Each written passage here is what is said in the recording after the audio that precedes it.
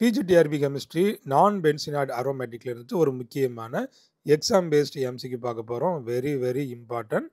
ஆசுலின் differs from naphthalene because நாப்தலின்ல இருந்துட்டு azulene எவ்வாறு வேறுபடுகிறது? It is non aromatic, it is anti aromatic, it is non benzenoid aromatic, it is saturated.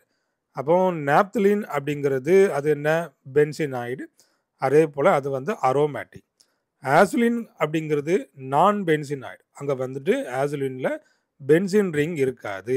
இப்போ இதில் பார்த்தீங்கன்னா தெரியும், ஆசுலின் அப்படிங்கிறது ஒரு ஃபியூஸ்டு ரிங், அதாவது ஒரு 5 மெம்பர் 7 மெம்பர் ரிங். இந்த ரெண்டும் ஃபியூஸ்டாக இருக்கும். இது பார்த்தீங்கன்னா நான் பென்சினாய்டு. இங்கே இந்த பென்சின் ரிங் இருக்காது, ஆனாலும் இது அரோமேட்டிக். அப்போ இதில் மொத்தமாக எத்தனை எலக்ட்ரான்ஸ் இருக்குன்னு பாருங்க. But 10 by electrons. அதே போல் இங்கே டீலோக்கலைஸ்டு. அப்போ இந்த 10 எலக்ட்ரான்ஸும் டீலோக்கலைஸ் ஆகும். அதனால் இது அரோமேட்டிக் அப்படின்னு சொல்கிறோம்.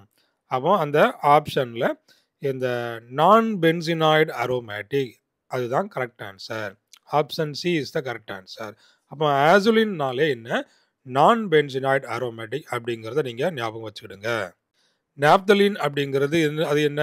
அது பென்சினாய்டு அரோமேட்டிக். அங்கே பென்சின் ரிங் இருக்கும் இல்லையா? இங்கே பென்சின் ரிங் இருக்காது, ஆனாலும் இது அரோமேட்டிக். அதாவது இதுக்கு பேர் என்ன? நான் பென்சினாய்டு அரோமேட்டிக். இதே போல் உங்களுக்கு எம்சிக்யூ வேணும் அப்படின்னாச்சுன்னா என்னுடைய சேனலை சப்ஸ்கிரைப் பண்ணிவிடுங்க. பிஜிடிஆர்பி எக்ஸாமுக்கு இந்த மாதிரி கொஸ்டின்ஸ் உங்களுக்கு ரொம்பவே யூஸ்ஃபுல்லாக இருக்கும். மறக்காமல் இந்த சேனலை சப்ஸ்கிரைப் பண்ணிவிடுங்க.